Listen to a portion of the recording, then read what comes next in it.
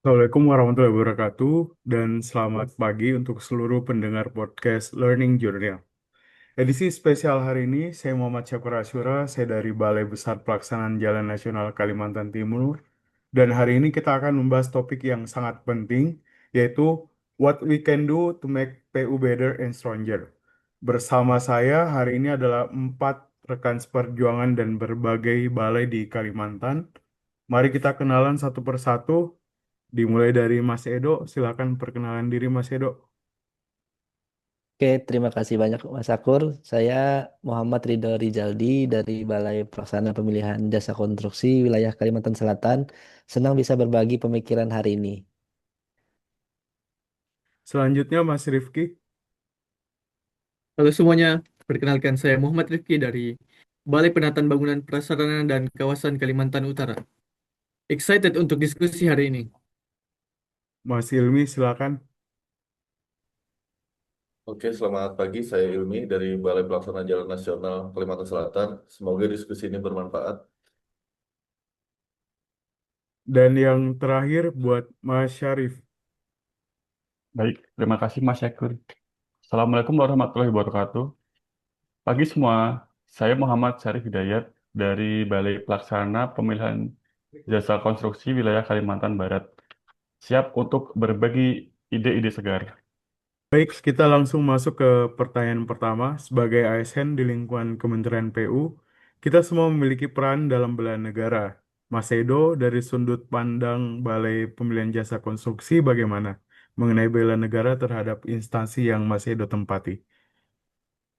Oke, terima kasih banyak Mas Akur. Menurut saya, bela negara di Balai Pemilihan Jasa Konstruksi itu sangat strategis. Kita adalah garda terdepan dalam memastikan transparansi dan akuntabilitas proyek infrastruktur. Dengan menjalankan proses tender yang bersih dan adil serta transparan, kita sebenarnya sedang menjaga amanah rakyat dan melindungi keuangan negara ini. Ini adalah bentuk bela negara yang nyata, memastikan setiap rupiah yang digunakan secara optimal untuk pembangunan. Insight yang bagus ya Mas Edo. Mas Rifki, bagaimana dengan di bidang BPBPK? Nah, di BPBPK, bela negara itu kita wujudkan melalui upaya menciptakan lingkungan hunian yang layak bagi masyarakat. Tiap program air minum, sanitasi, atau perumahan yang kita kelola adalah investasi jangka panjang untuk kesejahteraan rakyat. Saya melihat ini sebagai bentuk pertahanan sosial, membangun ketahanan masyarakat dari level paling dasar yaitu tempat tinggal yang layak. Kalau dari Mas Ilmi, sebagai sama dari Balai Pelaksanaan Jalan Nasional, apa pendapatnya Mas Ilmi? Oke, kalau dari saya di BPJN, khususnya Kalsel, kita berada di garis depan untuk konektivitas jalan raya atau lalu lintas di Indonesia. Setiap kilometer jalan yang kita bangun dan kita perbaiki adalah urat nadi perekonomian bagi saya. Bela negara bagi kita adalah memastikan mobilitas masyarakat, barang, dan jasa lancar, dan daerah terpencil pun terhubung ke kota, sehingga ekonomi rakyat bisa bergerak. Dan itu adalah kontribusi nyata kita untuk ketahanan nasional. Dan Mas Syarif dari Kalimantan Barat seperti apa Mas Syarif? Saya setuju dengan Mas Edo. Di Balai Pemilihan Jasa Konstruksi, kita bukan hanya memilih kontraktor terbaik, tapi juga membangun ekosistem industri konstruksi yang sehat dengan proses yang adil dan transparan. Kita memberikan kesempatan yang sama untuk UMKM konstruksi lokal berkembang. Ini adalah bentuk bela negara ekonomi, menguatkan industri dalam negeri, dan menciptakan multiplier effect bagi perekonomian daerah. Pertanyaan kedua, apa harapanmu terkait bela negara dengan instansi yang Mas tempati saat ini? Kita mulai dari Mas Rifki seperti apa? Harapan saya di BPBPK bisa menjadi pionir dalam implementasi Smart City dan Sustainable Development. Saya bermimpi kita bisa mengintegrasikan teknologi Internet of Things untuk memonitoring kualitas air real time, membangun konsep eco-housing, dan menciptakan model pemukiman yang resilient terhadap perubahan iklim. Ini bukan hanya soal bangunan, tapi bagaimana kita membangun masa depan yang berkelanjutan. Wah, vision yang keren ya Mas Rifki. Kalau Mas Ilmi seperti apa Mas Ilmi? Kalau dari saya harapannya untuk Balai Pelaksanaan Jalan Nasional bisa menjadi pusat untuk penerapan teknologi jalan pintar. Contohnya penggunaan material yang ramah lingkungan secara masif. Kalau ini bisa tercapai, Indonesia akan memiliki infrastruktur jalan berkualitas dunia dan akan menjadi contoh bagi negara lain. Kalau dengan Mas Syarif seperti apa? Hmm, Harapan saya, sistem pemilihan jasa konstruksi kita bisa full digital dan AI assisted, representasikan proses yang sepenuhnya transparan dengan blockchain teknologi, AI untuk risk assessment, dan platform digital yang memudahkan pelaku usaha dari seluruh Indonesia berpartisipasi. Saya ingin balai kita menjadi model good governance yang bisa diadopsi secara nasional. Oh, seperti itu ya. Dan Mm. Mas Edo yang terakhir seperti apa Mas Edo? Kalau menurut saya berharap tuh kita bisa mengembangkan Indonesian Construction Excellence Standard, suatu sistem sertifikasi dan pembinaan yang membuat kontraktor di Indonesia ini tidak hanya kompetitif di dalam negeri, tapi juga siap bersaing di pasar global. Dengan begitu, kita tidak hanya membangun Indonesia, tapi juga mengekspor keahlian konstruksi Indonesia ke dunia. Oke, sekarang mari kita bahas aksi konkretnya seperti apa. Apa yang bisa kita lakukan starting from now untuk membuat PU better and stronger? Dari Mas Ilmi seperti apa?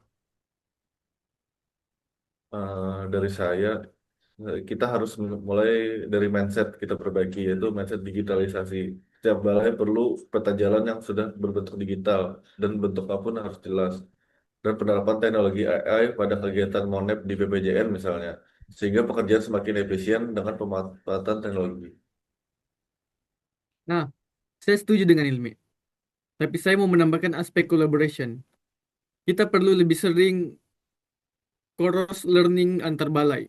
Misalnya, pengalaman balai prasarana pemukiman di water management bisa di-sharing ke balai lainnya untuk integrated infrastructure planning.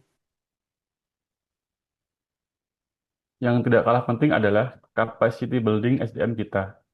Kita perlu program continuous learning yang sistematis.